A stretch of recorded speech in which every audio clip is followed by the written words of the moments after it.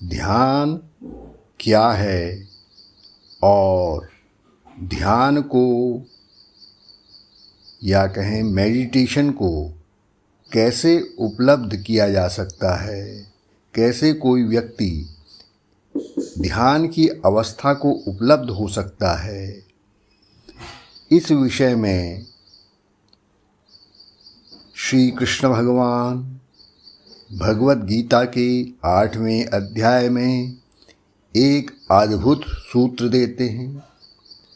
सर्वद्वाराणि संयम्य मनोहृदि निरुध्य च मूर्नि आधाय आत्मनः प्राणम आस्थितः योगधारणम्।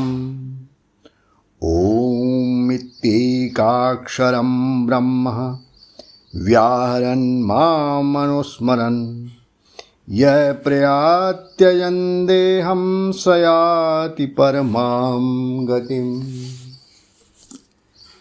श्री भगवान कह रहे हैं, इंद्रियों के द्वारों को बंद करके या कहें इंद्रियों को वश में करके मन को हृदय द्वारा रोककर प्राण को मस्तक में स्थापित करे। यहाँ यह तो समझ में आ जाता है कि इंद्रियों को वश में करना है, मन को हृदय द्वारा रोककर, हृदय द्वारा मन किस प्रकार रोका जा सकता है, श्री भगवान क्या कहना चाहते हैं, और प्राण को मस्तक में किस प्रकार स्थापित किया जा सकता है, यह जानना आवश्यक है। यह सूत्र ही ध्यान की कुंजी है। मन का अर्थ है विचारों के संघर्ष का केंद्र, जहां सदा संघर्ष रहता है, कॉन्फ्लिक्ट, ऑलवेज कॉन्फ्लिक्ट। और मनुष्य के लिए यह किस प्रकार संभव है कि वह मन के द्वारा, जिसे हम माइंड कहते हैं, मन के द्वारा मन को वश में करे। इसलिए श्री कृष्ण कहते हैं, मन को हृदय द्वारा निरुद्ध करे।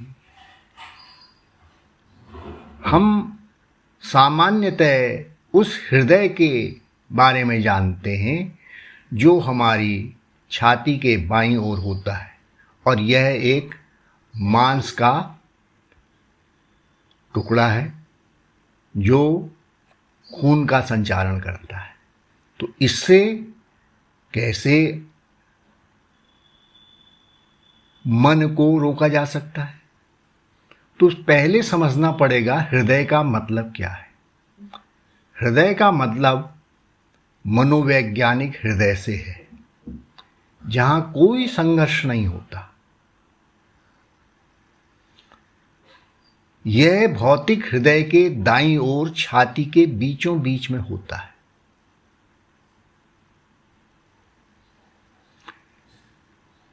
कुंडलिनी योग की भाषा में इस मनोवैज्ञानिक हृदय को अनाहत चक्र कहते हैं। श्री भगवान कह रहे हैं, अनाहत चक्र द्वारा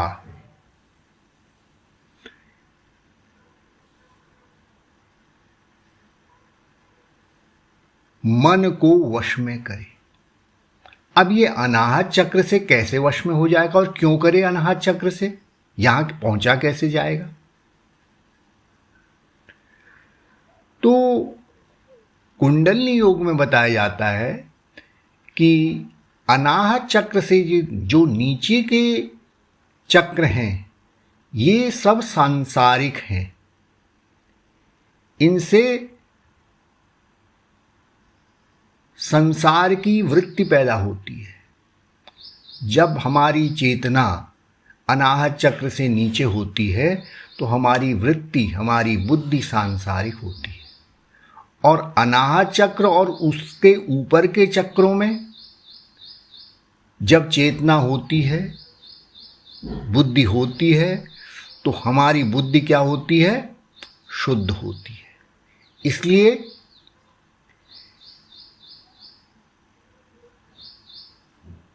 मनुष्य को ऐसा उपाय ढूंढना है जहां कोई संघर्ष न हो, और मनुष्य के पास एक उपकरण है, वह है शुद्ध बुद्धि। शुद्ध बुद्धि होते ही इंद्रियों का भटकना बंद हो जाता है, उनकी वृत्ति समाप्त हो जाती है और मन संघर्ष रहित होकर शांत हो जाता है। कुंडलिनी योग अनाहत चक्र और विभिन्न चक्रों के बारे में स्पष्ट करते हुए यह बताता है कि अनाहत चक्र या हृदय स्थल से नीचे के चक्रों में मन का नियंत्रण है, वहाँ बुद्धि मिश्रित है। अशुद्ध होने से जब भी वहाँ बुद्धि होती है वहाँ संघर्ष रहता है। तो साधक द्वारा मन को, जहाँ केवल संघर्ष है, ऐसी संघर्ष युक्त बुद्धि को शुद्ध बुद्धि में लय करना आवश्यक है। अर्थात सरल भाषा में साधक को सबसे पहले अपनी बुद्धि शुद्ध करनी है, और कोई भी साधक यदि उसकी बुद्धि शुद्ध नहीं है तो वह ध्यान में स्थित नहीं हो सकता। इसलिए लोग अनेकों वर्षों तक ध्यान करते हैं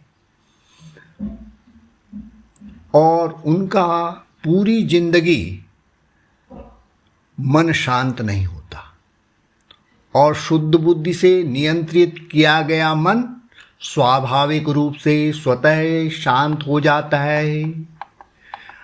अब इसके बाद जब मन शांत हो जाए, शुद्ध बुद्धि प्राप्त हुई आपको और आपका मन शांत हो गया, अब श्री कृष्ण कहते हैं अब प्राण अर्थात जीवन शक्ति को मस्तक में स्थापित करें। ये क्या है? जैसे ही शुद्ध बुद्धि द्वारा पकड़ा हुआ मन संघर्ष रहित होकर शांत हो जाता है, उस समय एक अद्भुत शक्ति साधक के अंदर उत्पन्न होती है। इसे हम कुंडलिनी शक्ति के नाम से जानते हैं। श्री भगवान कह रहे हैं इस शक्ति को मस्तक में धारण करें। इसके मस्तक में पहुंचते ही योग हो जाता है, अर्थात आदमी सत्य को जान लेता है। यह कुंडलिनी शक्ति जब मस्तक में पहुंच जाती है तो साधक को सत्य का ज्ञान हो जाता है, उसे सर्वोच्च सत्ता का अनुभव होता है। वह साधक तब सत्य की अनुभूति कर लेता है, तब वह जान लेता है कि मैं ही ओंकार हूँ, मैं ही ब्रह्म हूँ, मैं ही हूँ।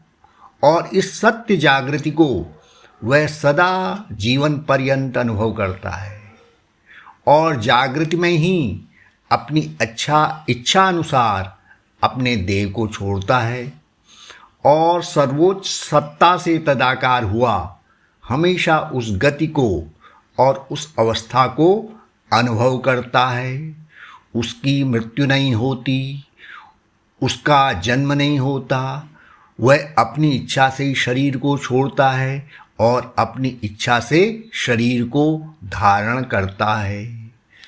यहाँ यह जानना आवश्यक है कि बुद्धि क्या है। सबसे पहले बुद्धि को समझिए। लोग मन को ही बुद्धि समझते हैं, हम माइंड को ही सोचते हैं यही बुद्धि है। मन 3 शक्तियों से निर्मित है। यह है अज्ञान शक्ति, विक्षेप शक्ति और बुद्धि। मन में अज्ञान और विक्षेप शक्ति बुद्धि का हरण कर लेते हैं। सरल भाषा में मन वह है जो पिछला सोचता है, आगे की सोचता है और यह हमेशा सोचता ही रहता है। यहाँ बुद्धि सदा भ्रमित रहती है। और बुद्धि क्या है? जो पिछला देख सकती है, वर्तमान देखती है और उच्च स्तर पर भविष्य भी देखती है। परंतु सबसे बड़ा प्रश्न यह है कि हमारा जो सामाजिक ढांचा है ये केवल मन का विकास करता है। ये न बुद्धि के बारे में जानता है, ये केवल मन को ही सब कुछ समझता है। और जब समझ आती है तब आयु का बड़ा हिस्सा निकल जाता है। फिर भी हम निरीक्षण करते हैं कि बुद्धि किस प्रकार विकसित की जाए, बुद्धि में किस प्रकार टिका जाए। सामान्य उत्तर तो यह है कि अज्ञान और विक्षेप शक्ति का नाश कर दिया जाए। पर यह क्या सरल है? प्राचीन आचार्यों ने अनेक उपाय खोजे, उसमें शम, दम, यम, नियम आदि बहुत से हैं। आज के संसार में आदमी या कोई परिवार में रहते हुए, समाज में रहते हुए, यहाँ तक कि परिवार छोड़कर भी उन उपायों को नहीं कर पाता है। तो हम यहाँ सरल उपाय खोजेंगे।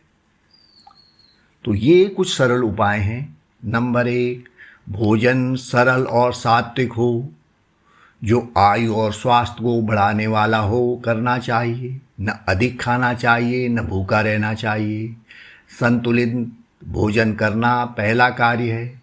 प्रतिदिन स्नान, शरीर की सफाई, नियमित रूप से घूमना तथा व्यायाम या योगासन और प्राणायाम करना चाहिए। नंबर 2, प्रतिदिन स्वाध्याय करना, अच्छा साहित्य पढ़ना, भजन सुनना, भजन करना चाहिए और ईश्वर संबंधी साहित्य विशेष रूप से पढ़ना चाहिए। अकारण नहीं बोलना चाहिए, कोई भी चेष्टा अकारण नहीं करनी चाहिए, अकारण कर्म नहीं करना चाहिए, दूसरे की निंदा चुगली से बचना चाहिए, आडंबर नहीं करना चाहिए, पाखंड नहीं करना चाहिए। नंबर 4, सभी मनुष्य चाहे वो गरीब हो, अमीर हो, छोटा हो, बड़ा हो, सबका आदर करना चाहिए। पशु पक्षियों वनस्पति जगत से प्रेम और आदर करना चाहिए। जड़ प्रकृति के प्रति भी आदर भाव करना चाहिए। हृदय में सब प्राणियों के प्रति करुणा रखनी चाहिए। और 7वां, एक वैज्ञानिक का स्वभाव रखना चाहिए, जो नई वस्तु खोजता है। 8वां, प्रतिदिन जितना हो सके अपने मस्तक में दोनों भौं के मध्य में अपने को स्थित करने का प्रयास करना चाहिए। इससे विक्षेप शक्ति का नाश होता है। और यह उपाय इतने सरल हैं कि कोई भी मनुष्य कर सकता है। तभी बुद्धि विकसित होगी और मन शांत होकर स्थिर हो जाएगा। इससे पहले कोई व्यक्ति केवल आँख खोल के या आँख बंद करके चाहे माइंडफुल मेडिटेशन करे, चाहे हार्टफुल मेडिटेशन करे, चाहे भिन्न भिन्न प्रकार के आजकल ध्यान के नाम हो गए हैं, तो ये कितना ही करते रहे, पूरी जिंदगी करते रहे, कुछ नहीं होने वाला है। मन कभी शांत नहीं होगा और संपूर्ण जीवन व्यर्थ हो जाएगा। इसलिए ध्यान क्रिया के साथ साथ हमें अपनी जीवन शैली को बदलना है, अपने मस्तिष्क को बुद्धि के द्वारा नियंत्रित करना है। और इसके लिए सबसे पहले सात्विक बुद्धि, शुद्ध बुद्धि, पवित्र बुद्धि जागृत करनी पड़ेगी। जब तक प्योर इंटेलिजेंस डेवलप नहीं होगी जिसको विजडम भी कहते हैं, तब तक कुछ नहीं हो सकता। यही एकमात्र उपाय है जिसके माध्यम से कोई भी साधक तत्काल ध्यान को उपलब्ध हो सकता है। हरि ओम तत्सत, हरि ओम तत्सत, हरि ओम तत्सत।